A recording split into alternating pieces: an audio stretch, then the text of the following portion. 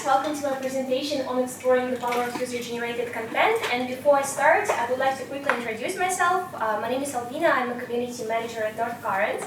We are a game development and publishing company that has successfully been on the market for more than 21 years. The main project I work with is Pocket Styler, which is a mobile fashion game that was released in 2021 and has already reached more than 21 million downloads worldwide. So the main game mechanics is where players get to try themselves as stylists by mixing and matching different looks, attending different in-game events, competing with other fashionistas for becoming the trendsetter and being the top of the leaderboard.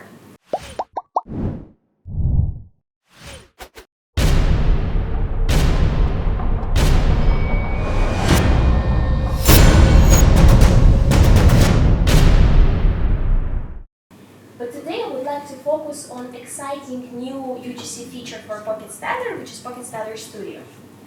So in general, what is user-generated content? In short, UGC refers to any form of content that was created by consumers rather than the brand itself. And I think that it's really revolutionized the way how brands engage with their audiences, because people really want to see the real-life content that everyone can easily connect with. And that's why UGC rapidly growing and gaining its popularity across different sectors, and it's definitely had a tremendous impact on gaming industry as well. Content created by players adds some kind of dynamic and more creativity to the gaming experience. And nowadays we can see a lot of great examples of companies who successfully embrace UGC, such as Fortnite, HelloForge, Roblox, Minecraft, and others. That really took the gaming experience to a completely new level and also successfully increased the player retention. So why Pocket Styler needs UGC? So the main Pocket Styler mechanics is based on submitting different looks, showing it to other players and getting the highest possible score. And to get the highest possible score for the look, players need to utilize our bonus system. So our main bonus is given for wearing an unworn item. And in this case, this bonus can be given only once. So the problem is that Pocket Styler constantly needs some new items. Every second week, we provide a collection with new items, and when we just started in 2021, the number of those items were only 25 items. Then this number grew by 50 items, and currently we provide collections with 100 items every second week. But still, players can create more than 300 looks within those 2 weeks. So in comparison, it's definitely not enough. And that's how the question, what if players will design the items themselves, was raised, and that's how Pocket Styler Studio was born. So Pocket Styler Studio basically is an online editor for creating items for Pocket Styler game. So it works through browser and it's available for desktop computers and laptops. So here is the example of how it works, and it's designers or players, they can create their own garments based on their wildest imagination, which is amazing. And also here is the visual example of how Pocket Styler Studio works, and that's actually the real-life example of one of our colleagues who wanted to design her dress for our upcoming Christmas party. So that's why she wanted to kind of test how the Pocket Styler Studio will work for her. And also you might notice that user interface looks very similar to Photoshop, because yes, our main audience is casual players who do not have very deep knowledge in fashion design, who do not have very hard skills, like technical skills. So for us it was very important to make sure that this tool is user-friendly. It's kind of more or less easier to navigate and understand like how the features works. So what players need to do? They need to select the clothing category, then choose the template that they would like to customize, play with colors, with some brushes, shadows, add some prints, and then publish it to our game. So this way it will automatically appear in Pocket Styler, also for other players to buy and enjoy.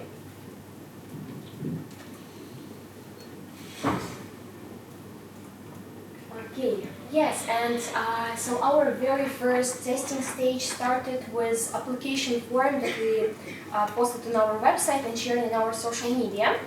And this way we selected a group of 500 participants from completely different geographical locations with different game progresses and technical skills. For us, what was important, we were looking on their motivation, because we had to basically had players who could dedicate their time to test the feature and share their feedback with us. And when we just announced this upcoming beta testing on our social media, that was the example of this, like the screenshot from our comments, that players were super excited. They were like, "Oh, I love it so much, blah blah blah, my pleasure, I would like to try this feature." And also Beth, she wrote that, "I would love to sign it up, but unfortunately I don't have a computer." So actually no worries for Beth, because later on she texted me directly, like to our official page, and she borrowed a laptop from her friend, so she could also join the beta testing. So that was very exciting and very nice. And also at the very beginning, honestly, we did not know what to expect from this testing, and we didn't have very clear rules of how should we determine, should we accept the item or should we ban it. And what we were doing as a team, we were checking every single item manually to understand what are the rules and how, like, what are the guidelines for our communities. And yes, we didn't know what to expect from creativity of our players, because it can get really wild. And here is some wonderful examples of the creations. Of course, one of the most popular is that players really wanted to have tattoos, but unfortunately we don't have this functionality in our game. So what players were doing, they just selected the long dress, then they played with the opacity, changed the color, and also added some prints on top. So this way it will look like a real-life tattoo. And also, for example, in the first example, yes, the first picture, it's like players selected back, and then they were adding different shapes and forms, and this way they could put, like, baby or kebab or something like that. Really wild. And of course, some nudes, like quite predictable, no surprise at all. And yes, then the second testing, when we already moved to the second stage of testing, we already set some kind of rules, we already had more clear and precise vision, and that was the moment when we decided to give our players more freedom and more responsibility. So that's why we shifted from manual moderation to pre-moderation. This way, when players create some kind of items, it will automatically be published in the game, and then later on, if players they can report if they think that the item looks inappropriate or something like that, and then we will already review this report and decide if we want to keep it or we think that it's inappropriate and we want to ban it. And now we are moving to the next stage, which is our worldwide release that is planning to be next month, and yes, we are very excited about that. So challenges and solutions. I think that's one of the main challenge, is that initially Pokestellar Studio was supposed to be just simplified online editor tool, where you can just make some clothes with some basic functionalities.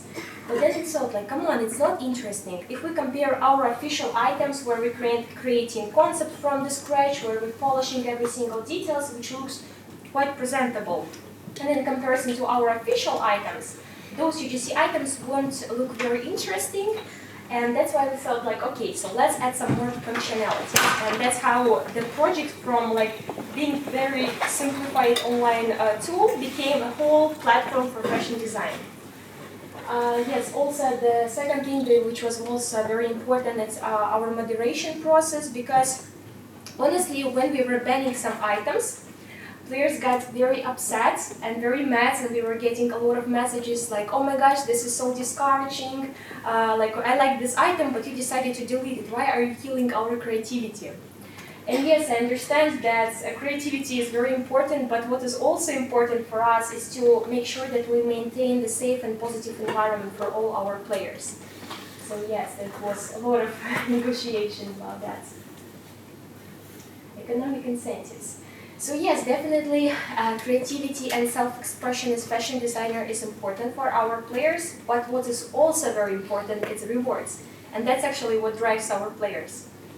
So this way, Pokestellar Studio allowed our players to find a new opportunity on how to earn in-game hard currencies without spending money. And it definitely had a tremendous impact on our in-game economy, because from one side, we actually lost some number of paying players, because they already found another way how to earn in-game currency.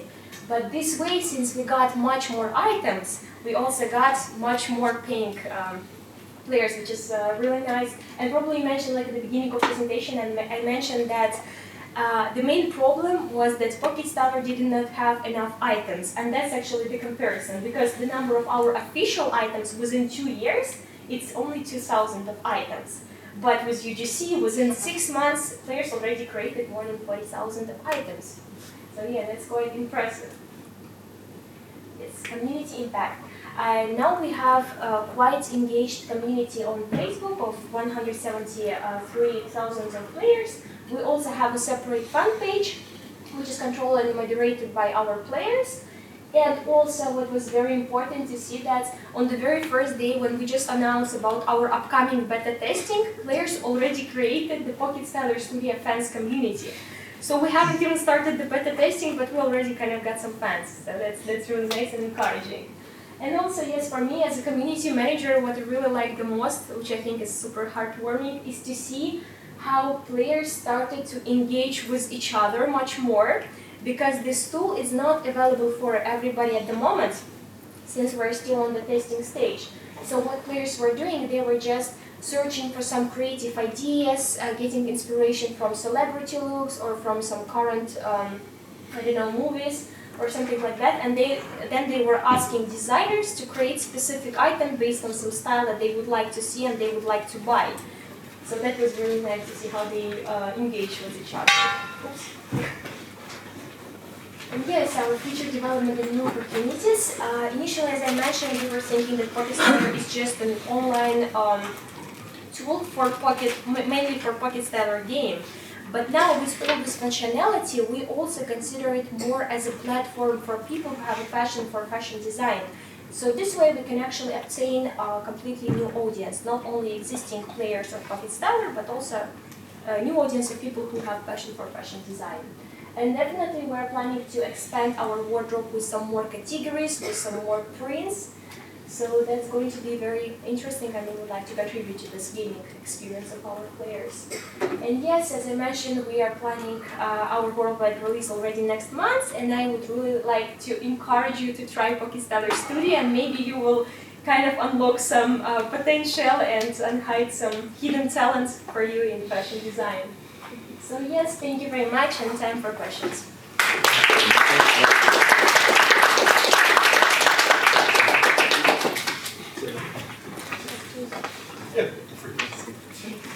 Should I talk? Is it comfortable? Okay. Thank you very much. My question is, how do you balance things so that there's no 1,000 red dresses? Are there bounties for things that are lacking in the category? No, actually, like it's okay even if we will have 1 million of red dresses, because there are always different options and different variations, and there is always space for creativity. But what we are considering to make sure that players do not use any kind of logos of already existing brands, or if they are trying to copy from other players. Because as I mentioned, we kind of give this responsibility to our players, and they are very detail-oriented. They will notice everything. If you are trying to steal one design from another player, they will just ban you and they will report, and there will be a very big deal. So now I would say that it's more like on the shoulder of our players, like this moderation process. But in fashion, it's very hard to say, because I think that there is no completely unique styles and designs, brands stealing from each other some ideas. So that's why it's quite hard to determine like what's unique or what was copy. Thank you. Yes. Thank you for your talk. It was very interesting, because I had played this game before. Really? But I haven't played the Starless yet, so I'm curious. I was wondering about your community. You said that you had like a fairly well populated Facebook group. Yes. But I was wondering about other platforms. Are they present in any way? Have you seen anything trending? Yes, of course. We also use Instagram, Twitter, Reddit sometimes. But the thing is, since our target audience is women from 23 to like 50 years old, based in America, UK, Australia, Canada. So for them, still Facebook is their main, let's say, platform. And also for what's important for our players is that they are like really liking, bragging to each other with some looks or the score that they created, and they usually share those pictures of the looks in the comments, which, for example, Instagram doesn't have this functionality. So for them, still, like Facebook seems to be more convenient to use. I have another question. Sure. What's the average amount, or how would you describe, like, how is it distributed, the amount of UGC created by each member of the community? Actually, it's very hard to say like by person, because in some cases we have, I would say that 10% out of all people who were testing this functionality, those people were actively creating for up to at least like 8 items every single day. And then out of these 8 items, there were like 2 or 3 that just went viral. And players were buying for like, I don't know, 100 times at least within one day. So it's like, I wouldn't say that it's quite equal distribution of those resources and items created. Also, it depends on some kind of events or even the current worldwide events. Because, for example, when the Barbie movie was released, oh my gosh, it was crazy. And yes, and our designers started to creating more of that specific items. And during that period, yes, we noticed that spike. That within, for example, three days, there were more than 800 items created. So it was quite active. Thank you. Thank you. Yes. Hello. Hello. Thank you. I am very curious about the contests that you mentioned at the start, the competitions where players. I'm curious to see what they're ranked against, because I feel like I understand that the designing the assets themselves is super important, but I would say right after that is the contest, because that's how you can motivate people and even shape the tone of the game and the community. Sure, but I'm sorry. What is the goal of the contest? What kind of contests? You were competing, so in the initial presentations, you said one look and another and one wins. I'm super curious about that rating and the goal, if you could go into it. That's actually the functionality of our game Pocket Stellar. So it's not like related to Pocket Stellar Studio, just in this functionality, players attend different in-game events, then they need to create the look based on the criteria of those events. And then this look is being presented. So it's like 2 players attended the same event, they had the same criteria, and then they will be presented by other players to decide who worked better. And that's the functionality of how players get their scores. So I think there's a lot of interesting room for players to explore with those tools. I see how they go well together. Definitely, yes. Thank you. Thank you. I'll throw you one real quick. What do you guys have in place to incentivize people as far as incentivizing people to continue creating, like when they're sold in game, do they get a certain number of points to their account for having created the item?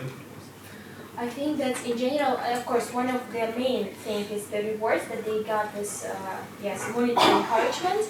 But also for our players, what's important is self-expression. And what they do is, right now our players, they have their favorite designers that they are really waiting and encouraging, and they kind of trying to build this more personal connection between each other. So I guess for players it's also important that other players will buy their items, that they already have some kind of name and this name is famous as a brand in our game. So that's also very encouraging for them. Yes? Yeah, hi. I would like to ask you, how are we going to take care of trash content? Like, I mean, if you're creating like a dress and it's unpopular and there will be like thousands of dresses like this, are you going to delete them, or like they will be consistently stored in your game? At the moment, of course, right now they will be stored, but usually how we do, like, items that are popular, they are being kind of placed on the top of the wardrobe. So this way more players could see it, it's more visual and players could buy it. But yes, we have a lot of items that weren't bought even like single time, and it's okay.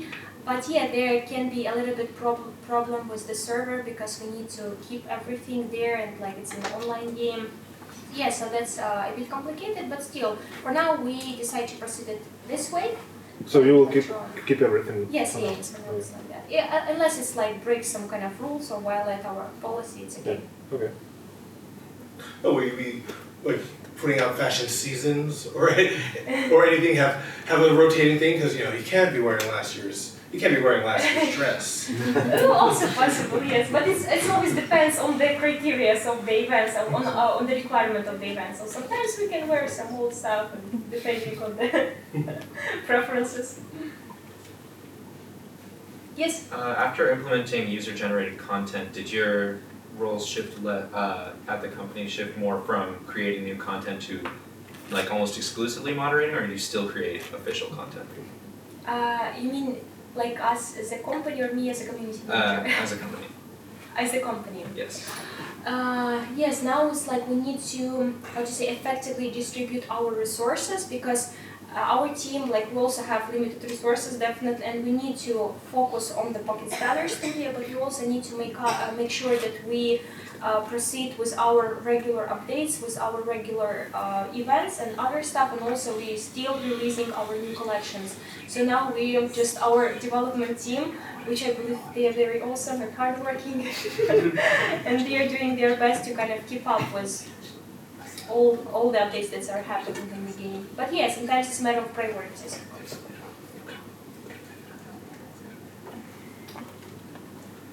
Okay, was there anybody else that had anything else to go?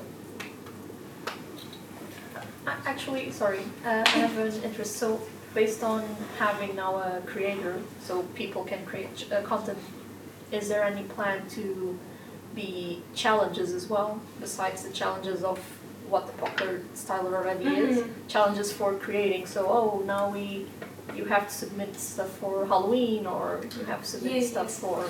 Yes, of course, it will be already in the future development process, because right now we are just starting, like we will first release, make the official release for this functionality.